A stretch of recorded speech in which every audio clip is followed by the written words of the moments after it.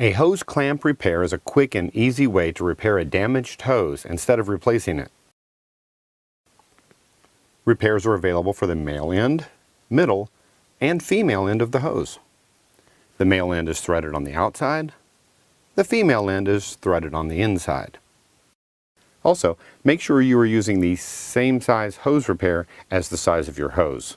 The hose size is determined by the inside diameter. To fix a damaged hose with a hose clamp repair, you will need a pair of sturdy, sharp scissors and a screwdriver. Look at the screw on the clamp to determine if you need a flat or Phillips head screwdriver. Use the scissors to carefully cut away the damaged section of the hose. Be certain to make a clean, straight cut without jagged edges. Place the metal clamp loosely over the hose. Then press the repair into the hose end. Make sure to press the repair in as far as it will go. Move the clamp close to the base of the repair. Use the screwdriver to tighten the clamp snugly around the base of the repair to secure it in place.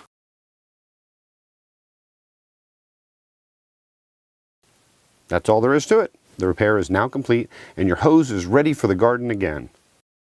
You can follow the same steps to repair the female end or mid-hose damage.